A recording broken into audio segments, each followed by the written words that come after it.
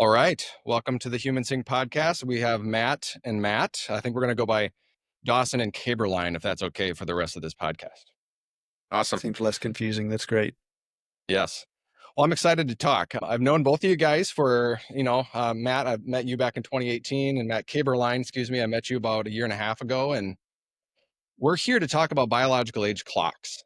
If it's not the hottest topic in the space, it might be the hottest as far as the market, the perceptions, the value to a clinician and measuring the aging process. It's also very crowded, and it's very confusing to a lot of people. So since I've met both of you guys, I thought it'd be very valuable to sit down and talk to both of you guys about this space. But we want to talk about a lot of the, like, what is biological aging? What are the clocks? Why are we measuring it? Why is it important? And then there's a lot of subtopics within that on reliability and separating signal from the noise and whatever else you guys would like to speak about. Both of these guys have dedicated their careers in longevity medicine.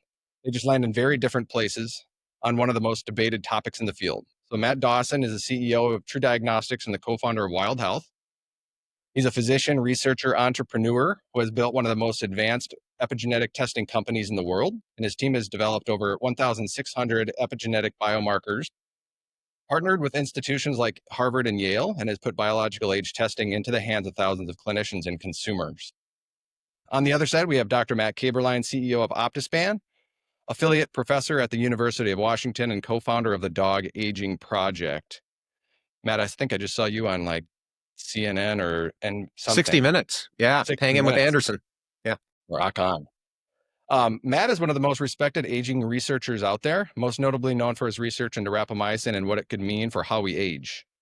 He's also spent 25 plus years studying the biology of aging and recently took a hard public stance that direct-to-consumer biological age tests don't work and has pulled them from his own clinical programs. Kaeberlein, is that correct so far? That sounds about right. Yeah. Although I don't know if I'm best known for rapamycin. I would like to be better known for the Dog Aging Project, but I guess it's in the eye of the beholder. That was very biased because when I think of rapamycin, I think of Matt Kaeberlein, and when I think of you, I think of so that's biased to anybody listening. So we've got the guy building the tests, Dawson, and the guy questioning him, Kaeberlein. So I think this conversation is going to be very valuable for anyone trying to understand the topic of biological age clocks, longevity medicine, and all that. So is there anything else, guys, that you'd like to add before we dig into some of the juice?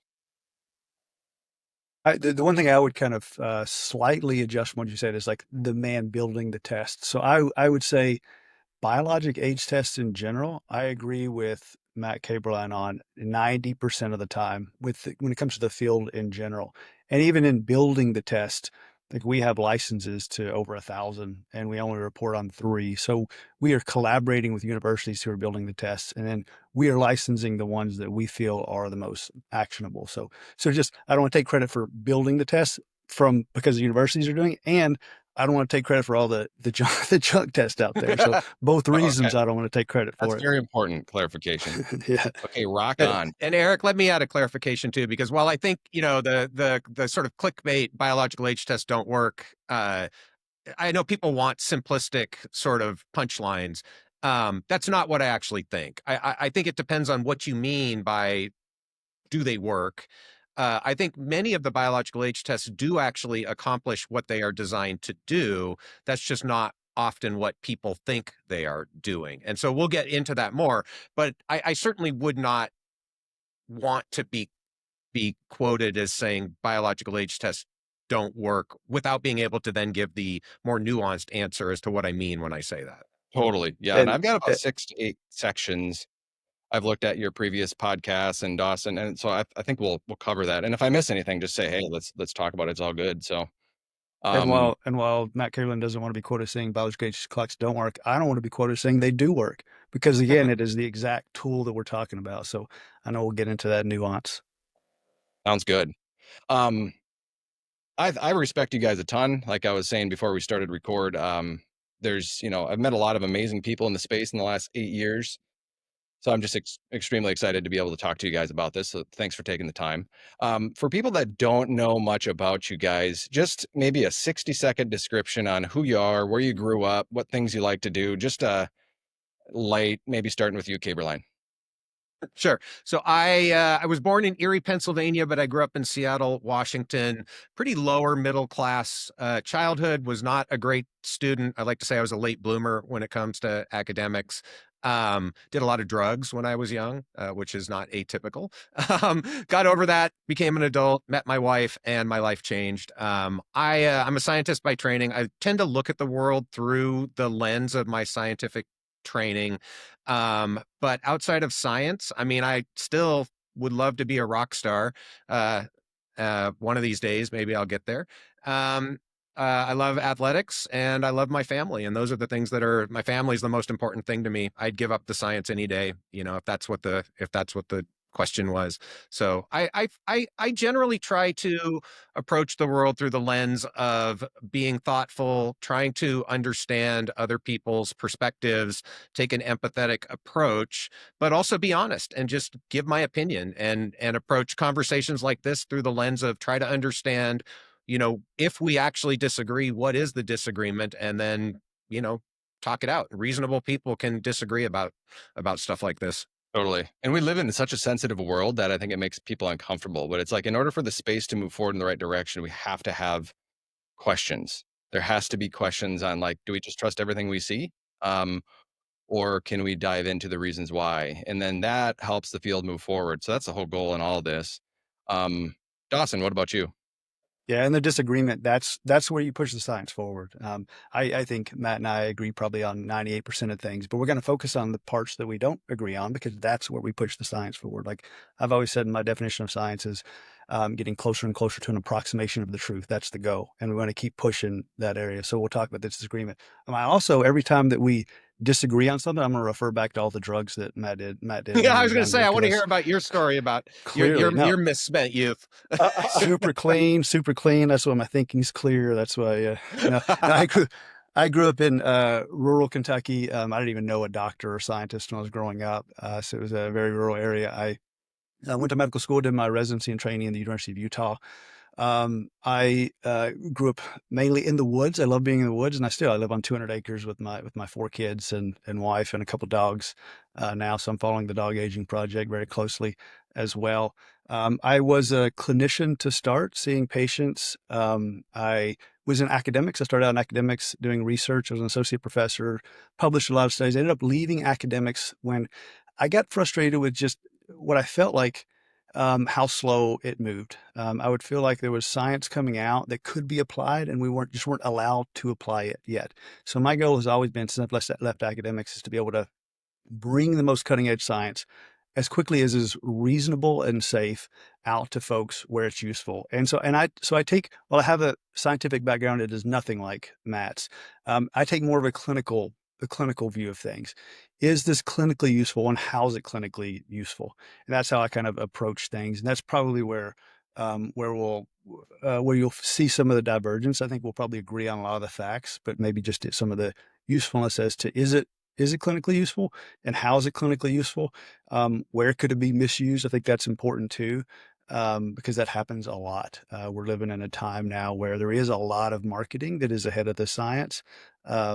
So yeah, I'm excited to have this conversation. I think the other thing I would say is we call this a debate. I don't love that word because I think when I hear debate, what I normally see out there right now is two people arguing for their ego's sake and trying to make a point. And I think ideally what we do here is push the science forward. Like the ideal outcome in my mind would be we get to a point where we say, what do we agree on? What do we disagree on? And what would be the next study? What would be the next science to actually clarify this? Like we've published 60 plus studies in the last few years with all these institutions, and we're always doing studies. And I'd love Matt's opinion on like what would be the best study to push this forward. That's the goal in my mind. It's great. Uh, Kaeberlein, what made you go from academia and research into running a clinic? Yeah. So I think it was a combination of factors, as it often is. You know, I spent 20 years roughly running a very large research program at the University of Washington. studying the biology of aging and longevity in a variety of different areas. And I think it was a combination of the slow pace that Matt Dawson commented on in academia, and how difficult it is to actually do anything that's not incremental. Anything that's going to move the needle is really, really hard in academia, in large part because of the funding structures and the incentive structures around funding. Particularly NIH funding is going to predominantly support grants that are incremental in advancement, and anything that might actually move the needle, high risk, high reward, is almost impossible to get funded. And I'm all about impact. I'm all about doing things that matter. So that was one piece, was the frustrations around, particularly with the dog aging project, how challenging it was to actually get funding to move that project forward. To me, it was a no-brainer. This was obvious, but it took 5 years to get the first grant, right?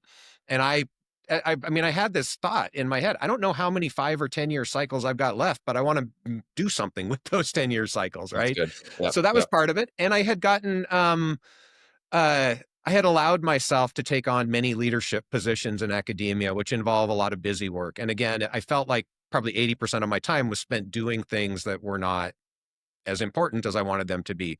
So that led me to open my eyes to other opportunities and start, it wasn't like I suddenly went out and started looking for a position outside of academia, but I started, listening and paying attention and looking at opportunities. And then when I met Dave Saby, who's the lead investor for OptiSpan, through some conversations, it just became the right opportunity at the right time for me. Yeah, I'll Rock just say one on. thing about the funding and investment. Like people who complain with private companies about how hard it is to get investment and things, I would say, hey, go into academics and try to get funding Yeah. for your idea. Like it is Mhm. much harder in academics. So I resonate with that. Well, let's dive in. So I'm going to do a little market snapshot. I'm going to just share briefly. This isn't about my thoughts, but I've witnessed and observed different things since 2018. So I, started at Wild Health, and then I ventured out to 3 physical longevity clinics, did some consulting, would go in and evaluate the product, the patient journey, the test, the team. And not a lot of people are using biological age clocks. And I was like, okay, interesting. And then there was one specific, I'm not going to name names, but was using 4 different clocks from 4 different companies. I was like, gosh, it's so confusing for the patient. And so I was like, what do your patient facing reports look like? And I would look at, and it was really tough. And we also are dealing with a retention problem in the space too. So I'm like, the clarity on this space needs to be much better. The reporting on the data needs to be much better, and we have to do a better job, I think, educating a lot of clinicians out there on how to do some of this stuff. So I just wanted to preface it with that. There's a lot of interest. I know when you talk to the average patient and you ask them, what do you like the idea of having a score to follow, a target, like one score? They love it. But behind the scenes, it's a little bit different. So right now, there are hundreds of different biological age clocks out there. In one scientific competition alone, teams submitted over 550 of these clocks. So the 550 different clocks. So the market is sitting at $2 billion today, heading towards 4.5 billion in 2035. Not a single one has FDA approval, and nobody agrees on which one actually works. And there's a ton of noise. And that's the whole longevity market in general, right?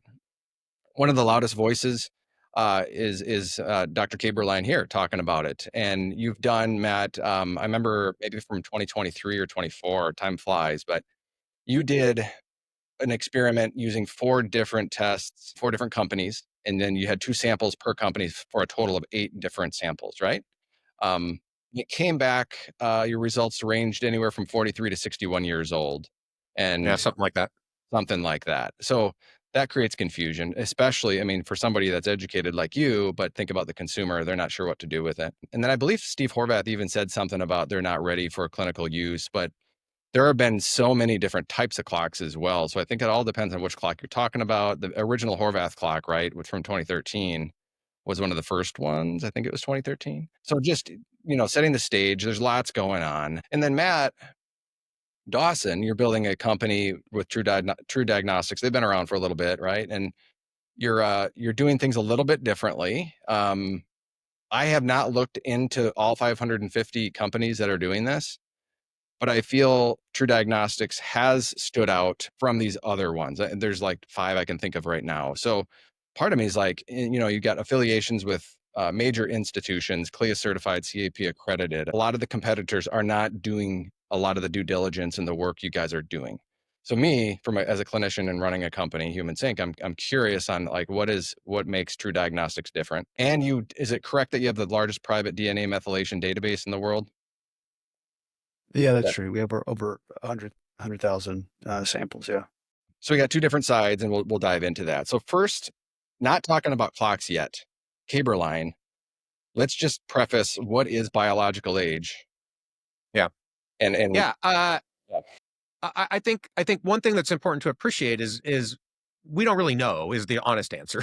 It's an incompletely understood biological phenomenon, but that's not very satisfactory. So I think what I would say is most experts in the field who really study this and think about it, I think would agree that biological age is an emergent property that is the result of many, many different processes that are happening within our cells, tissues, and organs as we get older. And one way to think about this is a variety of different types of damage that are accumulating. But I think it's just fundamentally important to appreciate the multidimensionality of biological aging, and that what we think of as biological age is an emergent property that comes out of that multidimensionality. And one of the important features of this is that almost by definition, you can't measure an emergent property. And so that's important to understand. All of these biological aging tests or clocks are estimates of biological age, or, as we'll probably get into, more precisely estimates of something else that is correlated with biological age, often mortality. So I understand why people want to say we measure biological age, and that, I understand why we take those simplifications, but from the perspective of biological precision, it is incorrect to say that we are measuring biological age. You almost certainly can't actually measure biological age. So again, that may be not a satisfactory answer to your question for most people, but I think it's just important to kind of set that ground statement and see if we all agree to that. I would say biological age is the uh, gradual loss of resilience that happens over time in biological systems due to accumulation of damage. I think that's a reasonable definition Mm, that fits with most of the things that we think are important about biological aging. And obviously, that loss of resilience is what contributes to dysfunction and disease incidence as we get older. got it. Dawson, what do you think about? Yeah, I agree with every single thing that Matt said. Like, and I also think it's not the question I ever even ask of myself. So, like, to define what biological age is, that's great, that's wonderful. I will let scientists, philosophers, others talk about that. I think the question I'd rather answer is like, why is it important? Why do I care about it as a clinician or a consumer? That was the next To question I me, had, Dawson. Why oh, should we care great. about it? Yep, yep. Well, then I'll just say I agree with everything Matt said, and I'll jump straight to your next question then. Yeah. And I think the reason we care about it is we know age is the number one risk factor for every chronic disease. It's critically important. But we say age is the number one risk factor, but we all know, like intuitively, and we've just seen this, like a 45-year-old, there are some that look and perform like a 30-year-old and some that look and perform like a 60-year-old, and they don't have the same health, even though their chronologic age is the same. So when I think about biologic age and like what it means to me, it's really a shorthand for trying to describe that and trying to put a measurement to that, because it if we want to find like age, we use it as a proxy for morbidity and mortality because it is a predictor of those in general. And so if we can find a better predictor of just that chronologic age, then that's useful to me. Like I want to know what my patient's age is, but I also really just want to know what's going to make them sick and what's going to make them die. And if I've got a better measurement to that correlates better with morbidity and mortality, that's useful to me. That's something I can follow. I have very strict guidelines, and you'll probably get to this, so I won't go into it, as to like what makes a good one and what are the definitions where you can say what's good and what's bad. Because I also agree with Matt that I think you named 550. I was like shocked and appalled when you said that, um, uh, because there's got to be some sort. If we can't define biologic age, totally fine. Maybe somebody will. Great. I'd like to define like what makes a biomarker useful. Yes. When it comes, if we do want to use biologic age, if we do want to use it as a shorthand for just like predicting morbidity and mortality, well, then what are the definitions? How do we define what's good and what's bad? That's how I think about it. I think it's important also to talk about the history and the evolution of these clocks. Right? I mean, it's so complicated too. There's so many things going on in the body when you measure a blood, like a blood spot from, I think it was my age back in the day. It might have been from white blood cells or red blood cells, probably red blood cell. And then I thought, does that correlate to brain health? So if the is that pulling anything in regards to the brain or the heart or the kidney or the liver or all these other systems in the body? And like it seems confusing. So who wants to tackle the history really quickly? We don't have to go crazy deep. Well, let me start, because I think a lot of people who haven't maybe been in the field as long as I have, aren't really aware of the real history here. So there was a program in the 1980s, designed by NIH to identify biomarkers of aging. That's where this really got started, right? The field is known for decades, right? That there are physiological, I mean, everybody knows there are physiological changes that go along with aging that are predictable, at least at the population level, and at the individual level, correlate with your likelihood of dying or your likelihood of getting sick. There are a bunch of things in blood we can measure. There are functional parameters, skin elasticity, grip strength, walking speed, things like that. And so there was an initiative to identify a set of biomarkers of aging that could be used in an aggregate to predict mortality outcomes or health outcomes.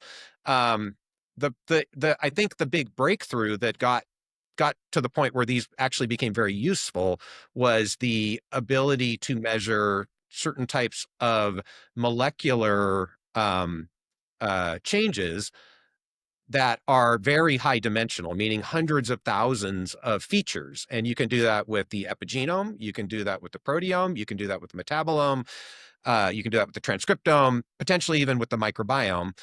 And those multi-omic or omic types of data, because they are so high dimensional, give you the opportunity to identify subsets of features, dozens or a couple hundred, that are highly correlated with your outcome of interest. If your outcome of interest is mortality risk, so risk of dying in 10 years, and you have samples collected from people 10 years ago, where you can measure the epigenome or the metabolome or the transcriptome, you can ask, what are the 100 features that are most highly correlated with mortality? That's what Steve Horvath did in his original epigenetic clock. I think the marketing breakthrough was calling it a clock. So Steve was that's part of Steve's genius, was to call this a clock, because as soon as you call it a clock instead of a biomarker of aging, people get that concept. And so part of Yeah. this is marketing, part of it's science. But now where we're at, which you alluded to before, is anybody can make up their own clock, because it's really easy to find 10 or 20 features that are correlated with health. And correlation with health is going to be correlated with mortality. It's going to be correlated with risk of dying and biological age. So that's kind of where we're at now. But I think, again, it was the ability to measure these high dimensional types of biological data that allowed for these very precise clocks to be developed. And Steve was the first person to really show this. I think maybe Matt can comment on this as well. There are aspects of the epigenome that make it particularly useful for this type of a diagnostic test, potentially more useful than transcriptome, metabolome, and things like that. Yeah, the only thing I would add is, the clocks, we talk about them in terms of generations. So the first generation clock, like the Horvath clock, I mean, it was trained to predict chronologic age. That's not even what we're talking about. So I really wouldn't even call it a biomarker of aging. I do like that concept better of like, what are the biomarkers of aging? Because as a clinician, I want to use all of them. Some of the ones you mentioned, like grip strength, VO2 max, all of those are all useful to me. And like how useful they are just depends on the research. Like how correlative are they to morbidity and mortality, and can I follow them? Can I do interventions that improve them? And therefore, I assume I'm improving the health of my patient. Great. Yeah. So, at Human Sync, we have the Human Sync health metrics, and they make up the six systems we report on: heart, brain, immune, metabolic, cancer, and physical health. So those Human Sync health metrics, we believe very confidently, correlate to the health of those six systems we just mentioned. So we face patient facing, we talk about systems, but internally we're tracking these metrics. Some of them: VO2 max, lung function, arterial stiffness, grip strength, hemoglobin A1C, fasting insulin, blood pressure, heart rate, homocysteine. There are others. Aside from the concept of these clocks, which biomarkers do we have right now that are the best, do you think? I think you named a bunch of them. I mean, I don't think that's an exhaustive list, Or but I more? think we have a variety. I mean, body composition, visceral fat would be one, inflammatory markers, certain aspects of cardiovascular health, imaging. But I think probably more importantly, maybe this is maybe a fundamental question we should tackle is there any do the epigenetic clocks in particular? Because the thing is, what you described is to some extent a clock. If you combine whatever the features are that you're measuring that you think are important for health and you weight them appropriately, you've created a clock. And that's what I meant by anybody can make up a clock. Like Matt, Dawson, and I could sit here and in 15 minutes probably make up a pretty good clock based on clinical chemistry markers, right? That we think are important.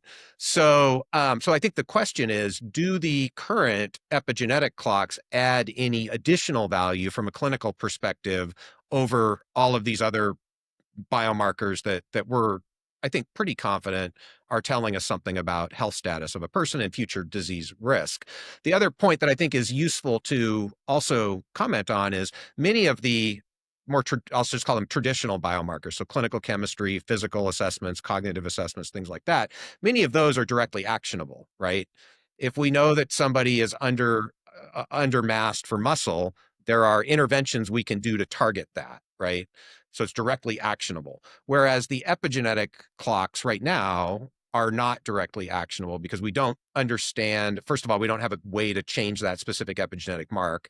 And we don't really understand the mechanistic connection between specific epigenetic changes and health outcomes. We just know that they're associated with each other. So I think that actionability piece is also part of the discussion. And I think one of the areas where I am not convinced yet that these clocks are clinically useful because we don't have that direct actionability. Yeah, Dawson. And Eric, I got to say, you're going to have to do a better job of finding where we disagree, because I'm going to go ahead and agree with almost everything Matt said, with actually a slight twist. So there was one thing there.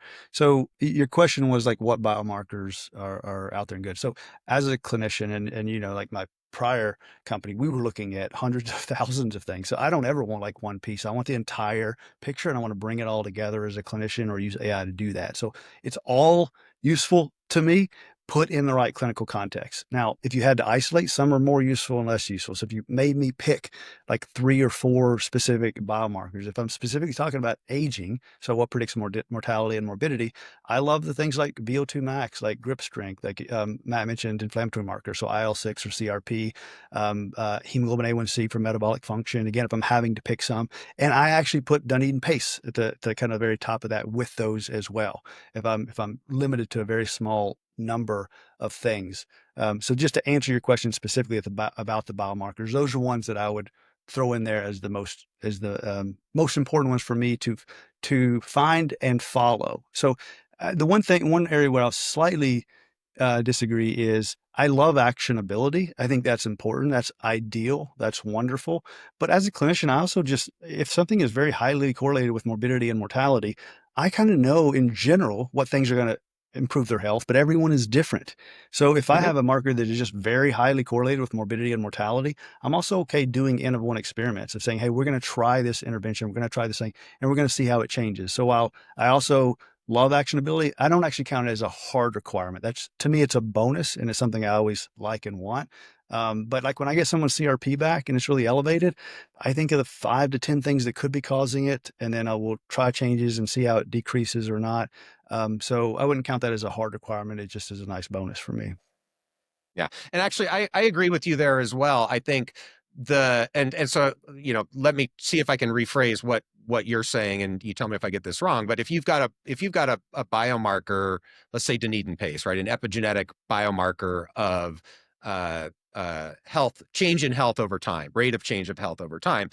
And you can see that even if you don't know what actionable thing to do to move that in the direction you want to go, if you can see it over a 6-month period in your patient going in the direction you want it to go, that's helpful to you, right? And I would agree with that. I think I think where I struggle with the current, at least the consumer-facing epigenetic tests, and again, it's a little bit different in the research world than in the consumer world, is I don't think we have statistical bounds on those consumer tests to tell us if a result that is taken 6 months apart is ever statistically different from the result 6 months ago. So I would say being able to track a biomarker over time is only useful if you know the statistics of that biomarker to be able to say with 95% confidence, this increase is real or this decrease is real. So that I think that for me is a requirement for a biomarker that you're going to use clinically. You've got to be able to understand what's a real change and what's not with some Yeah. statistical, confidence level.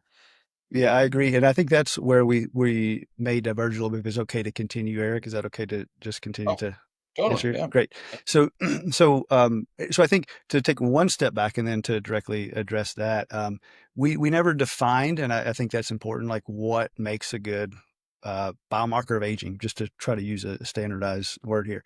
And to me, what I've said for a long time is it's four things in my mind. We could add some, we could take some away, but I'll go ahead and lay these out. And then I'm going to address the issue of, do we have the statistical bounds? Do we have the right studies? Have we seen evidence or not? Um, the four things I think is, number one, it's got to be published and transparent. Like, it can't be a black box. Like, the methodology needs to be published. That's why we've published over 60 studies in the last few years with different universities. Black box biologic age, where we don't know any of these things that Matt mentioned. Like, what is the ICC? What is the retest reliability? How does it respond to individual? All these things. It's not useful. Like, we can't just like trust a commercial company. And again, to call out my very clear commercial interest, even though you said it, I am the CEO of TruDiagnostic. So I want to say that to myself, even though I think it's clear to everybody that conflict. So published and transparent. Number two, it does need to predict outcomes in my mind. And for me, that can be as broad as morbidity and mortality. Does it increase morbidity and mortality better than chronologic age? If you have a biologic age test, and it's not better than chronologic age of predicting morbidity and mortality, it's useless. That's the whole point. So those are the first two. Number three, it should be reliable. So the ICC is how we measure that, intra-class correlation. It should be reliable. And we have standard metrics for what is reliable and what's not. And we know how other biomarkers that we consider useful or not, where they are. And the 0.7s is not great, but we have things like diastolic blood pressure, some of the lipids, lots of things that are in the 0.7s. We still know how to use them. So it's completely useless. And the 0.8s, that's better. That's things like systolic blood pressure. I mean, the 0.9s, that's really awesome. That's like VO2 max and grip strength, which we've mentioned. They're like 0.92 to 0.95. And Dunedin PACE is 0.96. It's got a great ICC. So there are some that have really high ICC. It doesn't mean that every single time it's going to be perfectly reliable, but we at least have a standard way to measure that. And then the fourth thing I would say of those is it does need to respond to interventions. And so Matt mentioned this, and we need studies showing that it responds to interventions, things that we know are going to actually improve health. And I just sent an email to both of you, hit send on it. And I apologize to Matt about this earlier. This afternoon, I got to sit down and kind of organize everything and go through all my lessons. Like, I wish I'd sent this a day ago, but I did send it all to you.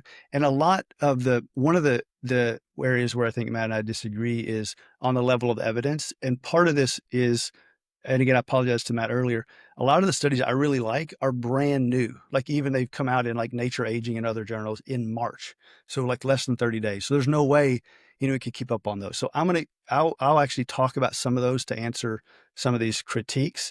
And I fully acknowledge that I should have sent that ahead of time, and there's just brand new stuff.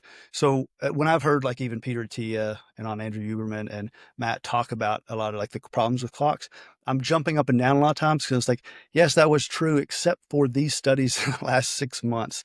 And I'm like wanting to send those because there's some really big ones that have came out showing response to intervention, showing a lot of these things that Matt is talking about, and happy to jump into those at any time, but I don't want this to be a monologue. So I'll let you continue to guide a bit, Erik. So Matt, one question I would have for you. I mean, I don't disagree that. I mean, I agree with what you said about response to intervention being important, and some of the clocks do appear to respond to interventions. I guess a question I have had, and maybe these studies address this, and this is one of the challenges is, anybody doing a study has 50 different epigenetic clocks they can choose from, right? And it seems like a lot of the studies just test all of them, and then they pick the ones that fit the narrative. So it feels like there's a bit of cherry picking. Whether that's true or not, I'm sure it's not always true. That's kind of the way it feels because the field has allowed that kind of an approach.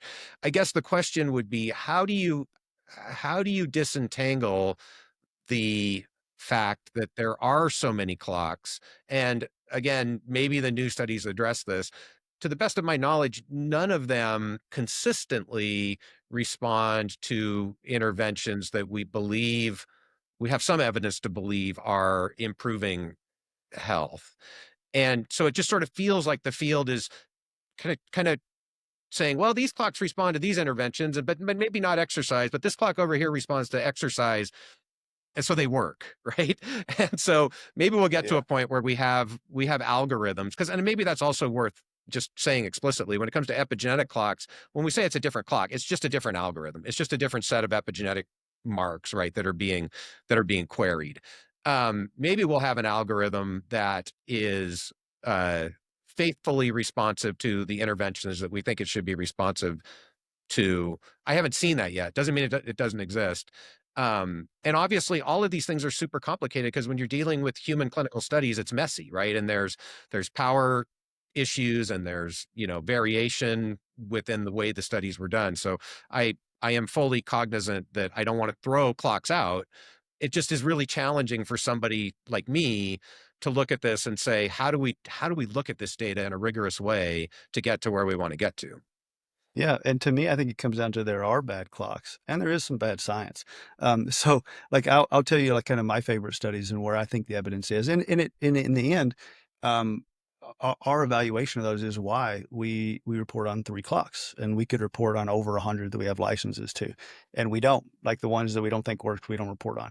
So my favorite, just to name a few, and we don't have to go in depth because there's quite a few, is the calorie trial. So it was a randomized control trial, calorie restriction, over 2 years. And what they found is like the things that we would expect to improve with caloric restriction, like improved lipids, blood pressure, glucose, inflammation, weight, all those things did improve. And the Dunedin PACE improved. It improved well. Right. And I'll go over and over. I'll talk about the Dunedin PACE because just in my mind, it's just by far the best one. There are reasons we like omic image. The reason I like omic image Harbor study is it has an AUC of 0.89 for 5-year mortality, much higher than chronologic age. So it's just much better at predicting death at 5 and 10 years. So I like it as a mortality predictor.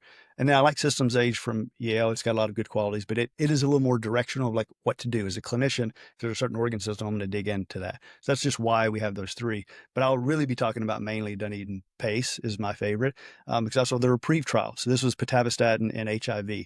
And what they found is that pitavastatin is known to reduce cardiovascular events in HIV, and it certainly had a lot of the intended effects, and it reduced Dunedin PACE. They looked at it as well. There was also a semaglutide study in HIV where they looked in the good results on the things that we cared about, and Dunedin PACE decreased, statistically significant. There's also the DO Health, where they look at certain supplements and things. Same thing. There was a really interesting one that was like a parent-child interaction therapy where they taught kids that had certain issues, like the parent, how to deal with them better. It was more of a social thing. Really cool. They had some good results and reduction in Dunedin PACE. So there are some others, but those were the ones that I think are the best, most well done ones where it's an interventional thing. They found what they thought as far as like improving the health, and Dunedin PACE went along with it. And then the biggest study, again, this was in March this year. So it is my favorite study in all of these that I think answers a lot of the questions. I'll jump straight to it, is the BASE 2 study. So we had TruDiagnostic. We didn't have anything to do with it. We didn't know about it until it came out. But what they looked at is the specific questionnaire that you asked earlier, like what is the best biomarker of aging? How do these specific biomarkers of aging correlate to mortality? And this was a 7-year study. It was the average follow-up, was anywhere from 4 years to 10 years. And they found the things that we named. So hand grip did, IL-6, Matt mentioned inflammation, cognitive health. Those things did correlate. The strongest one of all of those, if I'm going to pick one, was Dunedin PACE. It had the highest C index. And again, brand new study. I just sent it to you all. It's just in the last month. But what they found in it was pretty impressive. And like even the if you just took muscle mass, standing balance, and Dunedin pace, had a C index of 0.63. If you did all the biomarkers, it was 0.65. Wasn't really an improvement. Dunedin pace got you the vast majority of it, and if you had to pick one. So that's why I love that test. It's got the really high, does it correlate to mortality?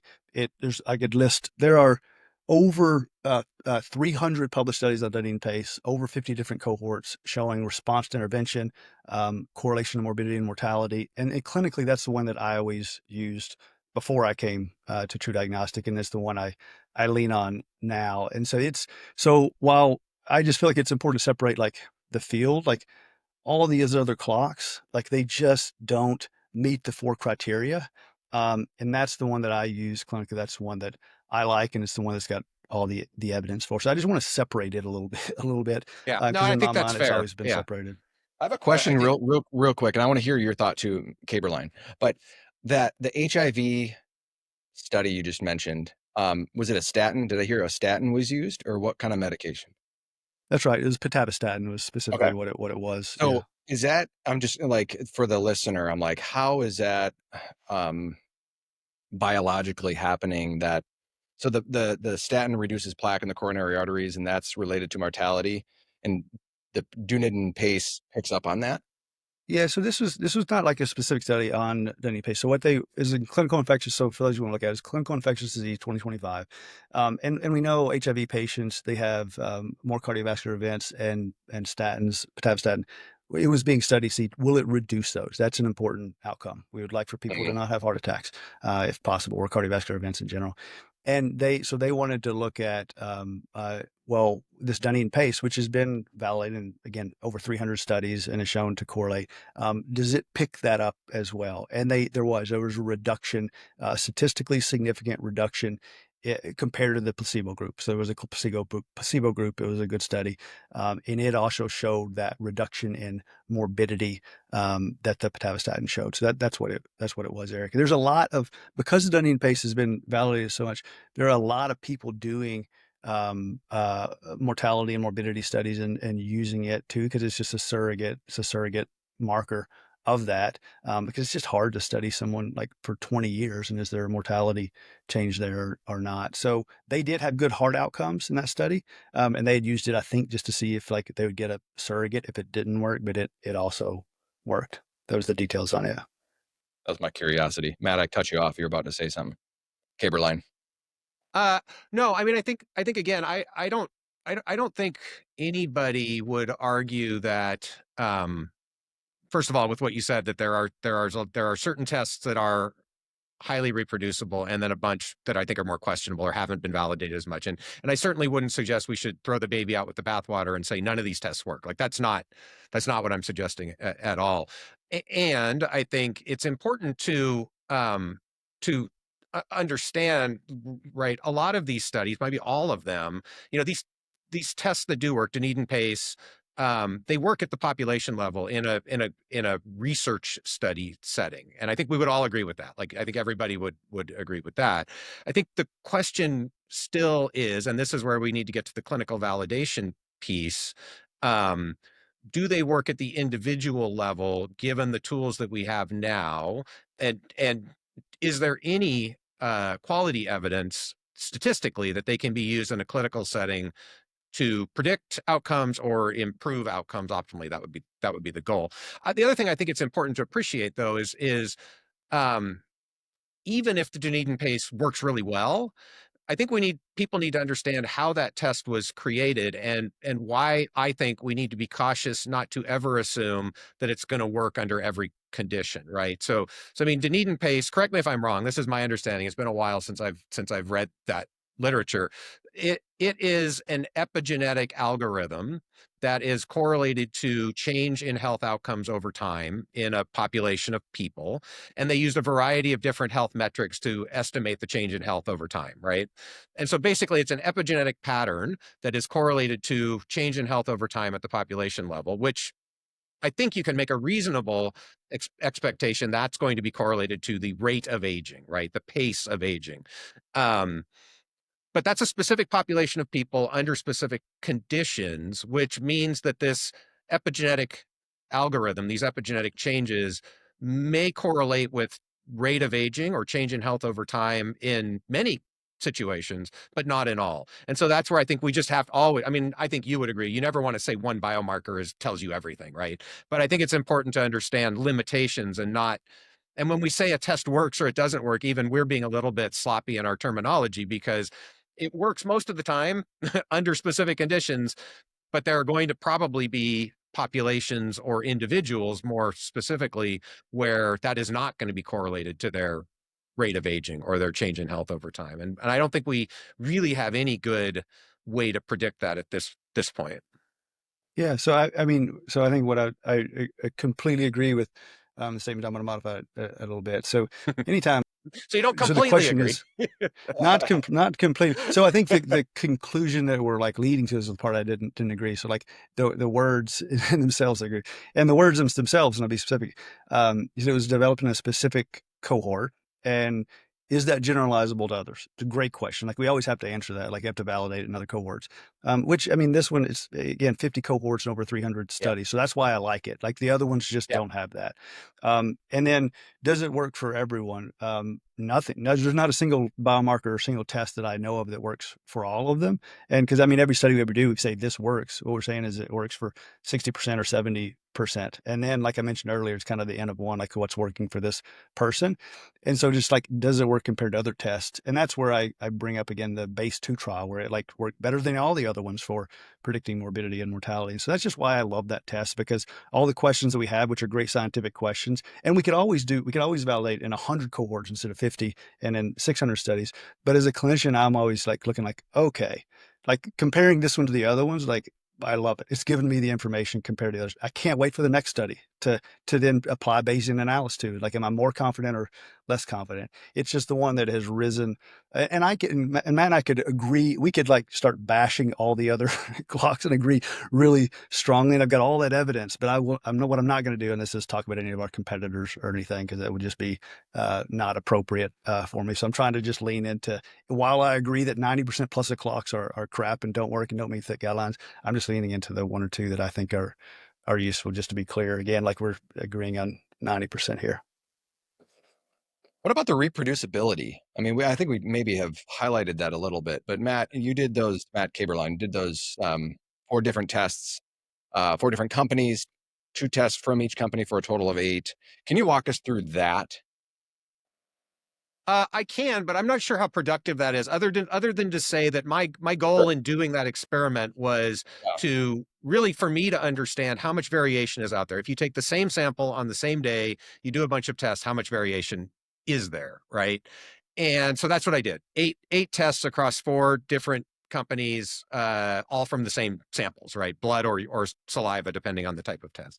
And there was a lot of variation. And what that variation actually is, I don't think matters, other than it was bigger than I expected. And I think fundamentally the question I have when it comes to both clinical use of these tests and consumer use of these tests is, what is that variation and what are the sources of variation? And again, for people who don't think, I think part of the challenge is most people don't really understand statistics. Most Americans are not trained in statistics, right? And why it's important. And I'll take it a step further and say that many physicians don't understand statistics. And fundamentally, the question that we are interested in is if you use the same test twice on the same person over time and you get a different result, is it real? How confident are you that that difference is really different from each other? And that's where you use statistics to put a confidence bound on whether that difference is real. And so what we need to know is what is the error associated with the measurement itself. And there are multiple sources of error. There's technical replication, meaning if you take the same sample, you do everything exactly the same way, you analyze it twice, you're going to get a different number, right? And so there's going to be an error associated with that technical replication, and we can measure that. And then there's biological variation, right? And that's going to be if I take the same test 5 times on the same day and my physiology is changing, what does that biological variation look like? And, depends on the biomarker. Glucose, I think we all understand, if you measure your blood glucose 5 times on the same day, it could be all over the place depending on what you just ate. Other biomarkers are going to be more stable.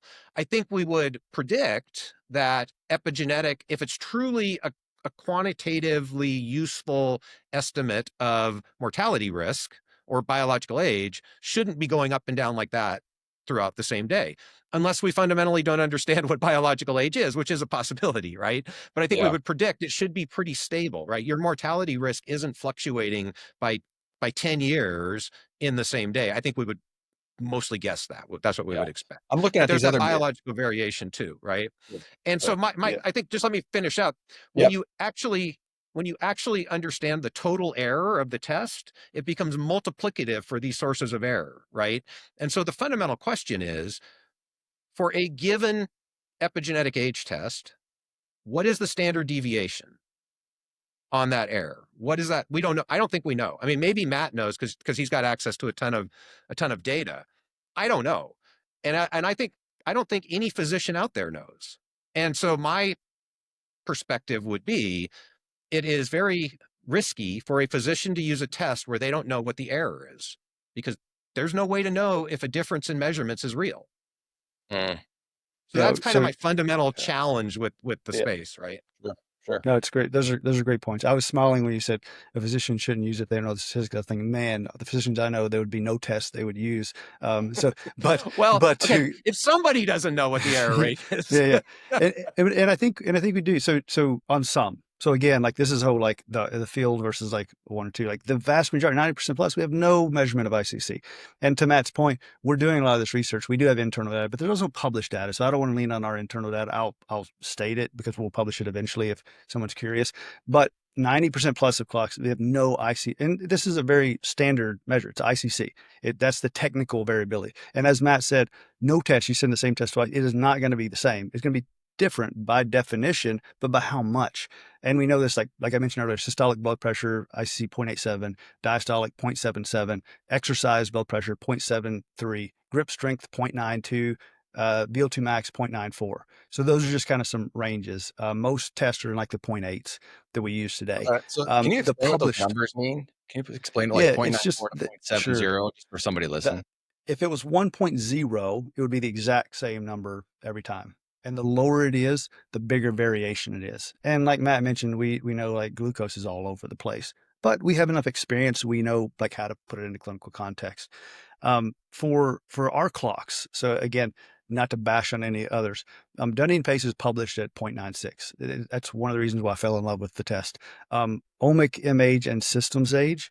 Um, I'm hesitating here because I don't know if this is like published or just internal. In our internal data, we looked at this as 0.98 for ohmic age, systems is 0.96. However, I think that's internal. So like you could throw that out until that's published, doesn't count. The biological variability that Matt mentions is important as well. I think there's some out in the, not with Matt, he understands this, but out in the field, there's probably a misunderstanding around that. Like technical variability, we get that. Biological variability, some people are confusing reliability with responsiveness. So like a glucose that's different after you eat, it's responsive, it's not unreliable, or a CRP after you exercise. So responsiveness and reliability. Matt made a great point about like you would expect epigenetic clocks to be somewhat stable and not have a lot of biological variability. But I would again say that's to apply that to the field. It depends on what you're measuring. If it's something like ohmic M age, which is like mortality, you would like for that to be less responsive and have less reliability. If something like pace, that's like a pace of aging, I would expect it to be a little more responsive. Now, what that means then is you just need to know how to use it. So you wouldn't do it a different after exercise versus before and things like that. So we have done some internal. We do have internal data. We will publish it as well. After there was a paper by Yale where they looked at the biological variability, and there was a fair amount of it, like to different things. And so after that, we started recommending, okay, you should do this in the morning fasted. However, then we did a pretty big study on that, and there actually was a lot less variability when we looked at this in a really controlled way. The Yale study, as much as like a lot of those are our collaborators, we love them. We did some of the analysis for them because we have the code. Like we're always just trying to push this forward. I think there were issues with that, a lot of issues with even how it was described. And so we replicated, we will publish. I'm sorry it's not out yet, but I actually see a lot less of the biological variability in our internal studies. But also like is that variability or is that responsiveness? It depends on the clock. It depends on what the clock is trying to do. In the end, like more research, we just want to keep pushing it forward. But at this point, from what I've seen, I feel really good about those few clocks, technical replicability, and the responsiveness versus variability for what we're wanting them to do. It's not to say it's ever going to be perfect though. Like that's 0.96. That doesn't mean it's always going to be right there. Sometimes would be better in the same day. Some day would be a little worse. But comparing it to other biomarkers that we think are useful, like they have good statistics. All the other clocks, there are no statistics out there. But yeah, I'll just talk about those. So correct me if I'm wrong though, that those ICC values are sort of best case, right? I mean, that's technical variability under the very best situation you could really imagine, right? A research setting. And again, just trying to think about real world. And fundamentally what I'm really trying to get to is, if I buy a kit from TruDiagnostics, right? What's the plus or minus on that number, right? And so Yeah. there you've got the kit going through the mail, you've got me at home with my finger prick, blood flying everywhere. But no, I'm sorry, I'm being a little bit facetious, but maybe I exercise, maybe I ate breakfast, I'm doing things different every time I take the test. So that's all going to add variability to the equation, right? So I think in the real world, it's not realistic to think we're going to hit those ICC numbers. I don't know how much variability it's going to add, but fundamentally, like, what's the plus or minus on a test, right? If you like, I'm like maybe 10 years, maybe I'd believe a 10-year difference is really different, but even that I'm not super confident in. And I understand you're going to say it depends on the test. Dunedin PACE is better than some of the others, but that's the question I've got, and I would just like to see that's the answer I want. Matt, Yeah. that's the answer I want. That's the Yeah. study. Like, let's do that study and find out what the variability really is on these things, because then I think then they become a lot more useful, right? If we can have confidence, if physicians can have confidence about, okay, a 3-year difference, maybe that's borderline, but a 7-year difference, or in Dunedin PACE, a 0.1 difference, that means something, right? And maybe that exists, but that to me is the place where I've got the biggest uncertainty about the way the tests are being used right now. Yeah, I love it. And I think your points are right, like in the real world versus not. I just think everything in medicine and well, in life is relative. So I just like point to the other biomarkers that are useful and they outperform them in these metrics. So, but I'm completely open to the fact that, and this is what I would love to even afterwards, at some point talk to you about, like, what is the perfect methods to test the real world? And I would, if I was going to try to make this a commercial thing, an advertisement, I would say it's one of the reasons why I mean, almost none of the other clocks actually even have their own lab. They're sending them to other labs. They have no control over it, and there's just no control over anything, period. So ours is going to be by definition more standardized, but I would be super open to a study. We've done the studies, but we could look at the methods and like do a different one of like make it quote unquote more real world even. I think that's a great idea. Cool. Is FDA approval like one of the main goals? I'm just saying, Yeah. like, if that's what we're shooting for, FDA approval, and that's like, yep, it's legit. What criteria would have to be met for them to say, yes, this is legit? Yeah, no, there's a very specific pathway for that, Eric. I would say FDA. So the way labs work, for people who don't understand labs, a lot of times they conflate like therapeutics and medicines with labs. It's not the same. For therapeutics and medicines, you have to be FDA approved. There are tons and tons of tests that are not FDA approved. You just look at the science and how well do they perform. And way that's governed is through an LDT or laboratory developed pathway, and it's CLIA certification. So we have certification, but it's we could the problem is the FDA wouldn't look at these for FDA approval because they don't consider kind of aging to be a disease. So like there's not really necessarily a great path for us. But in labs, it's like what is a good test. So like there are tons of tests that are out there that are good and they're useful that aren't FDA approved. You have to have a specific like disease when you go after FDA approval too.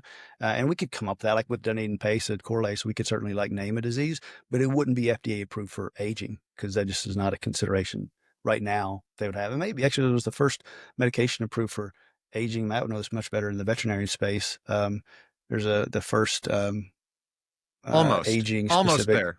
Not Okay, it's not quite quite there. there. Almost Yeah. a conditional approval. Yeah.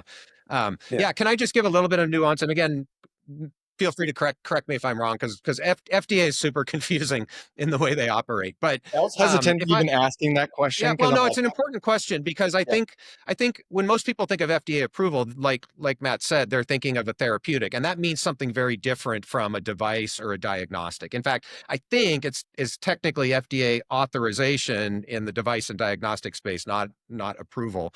Um, but CLIA, as far as I understand, really is about the laboratory methods used on the test. CLIA, I don't think, requires that you show the test actually works for something useful. Maybe I'm wrong. Please correct me if I'm wrong there. So just because you're CLIA certified just means you've met certain laboratory standards. It doesn't mean that the test is useful for doing anything. That's where the FDA authorization, I think, would provide some value if that was the path somebody wanted to go down with these tests, because then you have to show from a data perspective, this is predictive for a certain outcome or can be used to improve health or improve patient outcome. But the other piece that's important here is, will these tests ever get to the point where they can be used in clinical trials to get FDA approvals for interventions? Because that's a different dimension where I think a lot of people see value to epigenetic biomarkers that are predictive for mortality or for health outcomes. If you could use that, probably starting as a surrogate endpoint, then it would move up to a secondary endpoint. But the holy grail would be if FDA was so confident in these tests, they would let you use an epigenetic test as a primary endpoint. You take your intervention, you show that it improves epigenetic age, Dunedin PACE, over a 6-month period. And with supporting additional evidence, that would be sufficient to get an approval. We're way away from that, but that, I think, is the promise. If we could actually take the science and develop it to the point where we could convince regulators that these tests are faithfully predicting future health outcomes for individuals. Yeah, and to clarify, so what I said, but I leaned a little too much on the CLIA. I said to evaluate is a test good or not. One, we are certified by CLIA, but that is more. It is not necessarily about how good it is. You have to look at the science of just like how good is this test, because there are tons of tests. A lot of tests are not FDA approved. It takes a long time, and most diagnostic tests don't even go down that pathway because there's not really a benefit to it. And if we did want to go down an FDA approval route, we would actually be needing to name a disease, not necessarily aging. And so it would be kind of a weird pathway to even get there. So like got it. instead we focused on clear regulator, there's a consistency, there's all that. There's the technical stuff. And let's just publish all the results and people make their own decisions about whether it's useful or not. Do you guys think FDA will ever recognize aging as a disease? I don't care. I don't think it matters. I mean, at the end of the day, what FDA cares about is that you can show quantitatively that you are improving quality or quantity of life for people and that the side effects don't outweigh the benefit.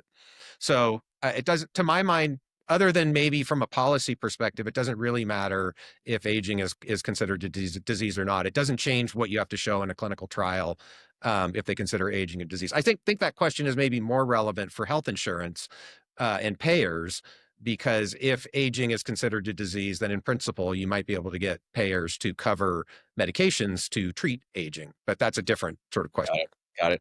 There's also the CAP, the It's just CAP another, certification. yeah, it's just another certification that's like CLIA. Yeah, Same that's thing kind of like a CLIA. optional Okay. extra one some people do. Yeah. I met somebody that worked for, gosh, I think it was a life insurance company out of Minnesota. There's a lot of things coming out of Minnesota though that are a little interesting, so I always question. Uh, no pun, no pun intended to my home state. But are life insurance companies or insurance companies looking at biological age testing? Because I've heard this over and over. I've never double clicked and looked into it though. Yeah. What are you guys hearing?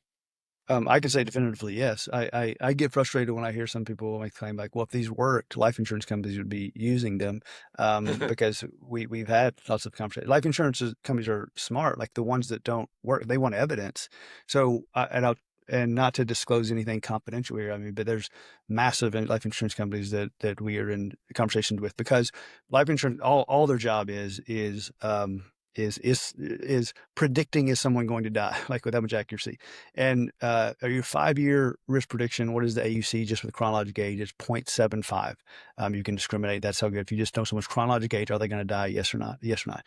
As I mentioned, Omic MH has a 5-year of 0.85 and a 10-year of 0.89. Yeah, those are right. we actually have a new, and so that's what we're talking to some of the life insurance companies about. There's some regulatory reasons. There's some regulatory reasons and like some fear around genetic component. Like there's some regulations like you can't use genetics. So there's this argument of, is this genetics? Is it epigenetics? Can you use it? So there's like a technicality there that slowed things down. We have a new, we haven't published it and put it out, but we got a massive cohort. And we have a new test that has an AUC in the 0.9s for 5-year mortality. And again, we're not selling that test. We're not doing it. Like it's preliminary. We got to validate it. But it's a big jump in just chronologic age versus that. Now, usually what life insurance companies do, it's not just chronologic age. They draw labs, they look at your electronic health records, and they usually get the AUC up to like 0.84, 0.85. But there's still a delta there, an improvement. So there are about a half a dozen life insurance companies that we have and are talking to. And I predict in the next year or so, a lot of them will be using them. I mean, John Hancock, for example, they at least are using epigenetics, but with the Grail test, that was something they put out. So they're one of the ones that's a little more closer to being okay with using epigenetics. There's regulatory reasons. They specifically put it like in a different department, and there's all this technical stuff. But yeah, it's just, what is the AUC for predicting mortality at 5 and 10 years? And if there's an improvement there, and they get through the regulatory, they are looking at it. Yeah. Where would you guys both agree, for somebody listening? Do you guys agree that a biological age clock concept is needed or useful? Do you guys agree with that? I think it's useful in certain contexts. I think it's also can be misused, right? So it's a double-edged sword, the concept Yes. and the way it gets thought about. But I guess the thing I come back to is, I mean, really what we're talking about is being able to predict future health outcomes, right? That's really what we're interested in. And mortality is all wrapped up in that. Yep. So biological age is correlated with future health outcomes and risk of dying. So what we call it, to me personally, is less important than does the test actually accomplish that goal? Yep. Yep. Yeah. Yeah. And I do think it's been a useful concept for the field. Sorry, Matt. It's been a really useful concept for popularizing the field, though. And so I think from that perspective, it certainly has gotten a lot of people to understand the idea that that biological age is a real thing. And that's really important for people to take the science seriously. So I think it's been very helpful from that perspective. But I think we agree on the vast majority of things, much more than we agree. We agree we want better tools. We want rigorous validation. Like we don't want snake oil. Like I would love to have much more regulation in the field to shake a lot of that out. I think when we say we want better, that's all, no matter how good the tool is, I'm going to want better tools. Like early cholesterol was horrible. There's variability, overclaiming, commercial conflicts, but we just got better tools there. And as a clinician, I'm just thinking like, is it useful enough now? And I would say 95% of the clocks, absolutely not. And so kind of agree with Matt, where we may or may not disagree, is like, I do think there are some that are useful for me. They've been useful for me clinically. And when I've already listed out all the reasons and the scientific reasons why I think they're useful. But again, more studies are great. More regulation would be great as well. And even if we could agree on terminology and things, I think that would be wonderful too. So I really appreciate Matt kind of bringing these points up and trying to help push the field forward. Yeah. I think Can I ask you a question, Matt? Can I ask you a question? Because and we can edit this out because it's not meant to be a gotcha question at all. But when you say you found it to be useful, are there cases? Can you point to either a hypothetical or a real case example where the Dunedin PACE, on top of the other stuff that you're measuring, led you to change the way that you treated a patient, right? Because that's the question that I still come back to is, what's the added value from these tests right now over the other biomarkers that we're all already measuring? Yeah, I think it's a big piece of the puzzle. I'll try to get like specific too, but like just give you an example. Like if you gave me someone's VO2 max, as good as it is, that's not good enough because I'm thinking I want to see this person. They could be extremely skinny, have no muscle mass, so it's not good enough alone. If you tell me their grip strength is incredibly strong, maybe they're 400 pounds and obese, and I don't know. So to me, it is like an overall speedometer on all the things that we're doing. Like when I was practicing clinically, one of the ways I'd use it is people would come to me and they would want to do these really advanced things that I wasn't sure. Like they wanted to go to IV stem cells in Panama and it's going to cost them $40,000. And I'm like, okay, anything we do, I want to have an objective marker of is this working or not? And I don't have an objective marker. Like you can subjectively tell me how you feel, but we know about placebo or not. And like you're going to feel crappy the next day. So it's going to be even more like you're going to say you're great. And when I look at the data of like what is most predictive for morbidity and mortality of like one biomarker, and that's the goal is like global rejuvenation for them. Like I couldn't find another objective marker that I felt like the science was as strong. And and at the time I didn't have the BASE-2 study. And I would encourage anyone to like look at that. Again, it's less than a month though, so most people haven't. But that is the one I think is the strongest, showing that like, yeah, if you're in that situation I just described and you want a global marker, like that is the one that's been but it has the highest C index and most correlated. And I felt that way at the time that I didn't have another one. Like I couldn't just look at any specific one. Sorry, my phone started ringing. Sorry about that. And so that's how I used it in clinical practice. And for myself, that's how I use it as well. I get all the specific biomarkers, but I do follow that one. And when I do N-of-1 experiments on myself, like if I'm going to do ketones, a bunch of ketones every day for a few weeks, and you can't control every variable. None of these are not Sure. good experiments. They're anecdotes. But I've found specific drops that I like, okay, I think this is real. And there wasn't really another good objective measure, or doing fasting like we mentioned. So that's how I used it. Yeah, it's just from So my do experience. ketones So work? I give that. Do ketones That is work? one of the few. That is one. So I in all the stuff I sent you, there's a bunch of like supplement studies, which are interesting. There's a few that kind of do. Ketones are one of the things in my experience and the experience of other people that are doing these N-of-1 experiments that actually one of the very, very few like exogenous ketones, the ones that we see Yeah, take interesting. that pace back a significant amount. It's been kind of impressive. I wish someone would do a big trial of it so we get the real answer, not anecdote. But yeah. Right. I Cool. was thinking about the variability. I know we said we were going to wrap it up. One last thought here, and if you guys have any other thoughts, if we missed something, but you wake up in the morning and you get your HRV. We both, I think we all know Jay Wiles a little bit. Jay's amazing, and I've heard over and over is the best time to get a real HRV is right away when you wake up in the morning, or if you're going to get a blood draw and check fasting glucose. You wake up in the morning and you do your blood draw, so the fasting glucose is at baseline or is close to baseline.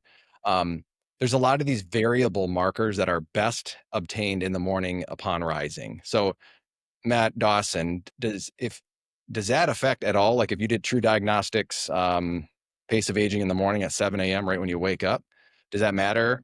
Doing it then compared to I just got done with the CrossFit workout, I've got a ton of coffee and I'm all jacked up on Red Bull.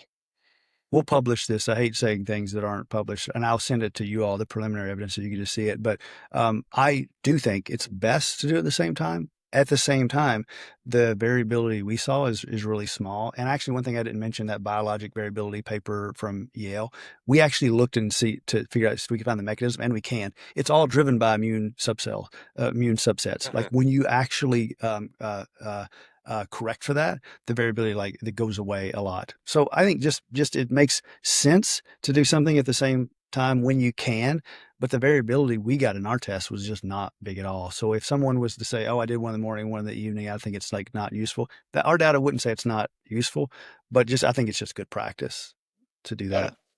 Cool. Yeah, and to add on to that, I think this illustrates further the point about these things are going to get better as we understand the biology more. So as we start to learn, we need to control for immune cell subtypes. We can do that, and recognizing that not everybody is doing this the same way. And so if you get your test from one company, they could be analyzing the data completely differently than TruDiagnostic. And so you might see a 10-year variation just during the day because of the way they're analyzing the data. So this is an evolving field where it's still sort of the Wild West out there in terms of what's actually being done. There's no consensus or consistency yet. And we're learning as we go. And I think we just have to appreciate that's good, but it's also the nature of sort of where we're at. That's where we're at. Yeah. I'm in two groups, total of 400 people, a mixture of business and physicians, a lot of independent entrepreneur physicians trying to get started. And I think about one of the biggest elephants in the room is all the people out there, they're trying to get into this space to provide patient care is like, how can we help them understand this stuff more too? Because I see some of the questions on these threads and I'm like, whoa, got some work to do. But we Yeah. are at that point as well. We're at that. It's not, you can't just snap your fingers and something this complex is fixed within even 5 years. I think it's a process, but very cool. Yeah, Thanks I mean, for I think Go ahead, Matt. I was just gonna say, I think what I would love to see would be, TruDiagnostics take the lead on developing the first clinically validated epigenetic test. I mean, I think that's what we really need, because in order to do that, you're going to have to show that that we understand the statistical variation. This thing can be useful in a clinical setting, whatever that means, right? Can it be a kit that gets sent to somebody's house and they send it back? Is the variation small enough that way, or is it something a doctor has to do in the clinic? And what are the error bars, so that a clinician can have some confidence? Okay, this test is Dunedin PACE plus or minus 0.1 is meaningful with a 95% confidence interval. So I would love to see us get to that point. And then I think a lot of the noise goes away, right? A lot of the uncertainty goes away, because suddenly we can say, yeah, that's a real difference, or no, we can't be certain that's a real difference. And there becomes a leader who's clinically validated that clinicians can trust. I think right now the challenge is clinicians don't really understand, I shouldn't say all, there are a lot of really, clinicians who are trying to do their homework and understand this stuff, but the majority don't really understand the science and the uncertainty around a lot of the science right now. And there's no way that they're going to be able to dive into this, morass of literature that's out there to identify the 3 clocks that are pretty good, right? So it's hard. It's a challenging problem right now. Yeah, and the last 2 things I'd say, Eric, I know you're trying to wrap this up, is this is my opinion, and I love the challenge of like TruDiagnostic leading, because we're trying to do that. We're publishing like crazy. My opinion would be that Dan Belsky, Terry Moppett, Duke, all the collaborators there, they did create that with Dunedin PACE. So I'd say just from, again, the 300 studies, the 50 cohorts, all the evidence, could it be better? Absolutely. So there's new PACE coming out. There's like 3 new PACEs coming out. There's going to be a meta PACE.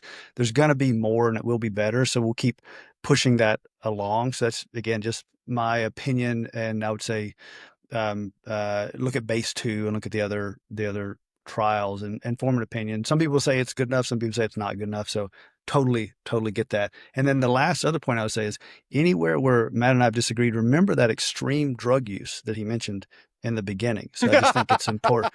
That's what I want to leave everybody with. It opened my mind to be able to see the universe in a different way. Yeah, that's true. You're right. I don't know what I was talking about.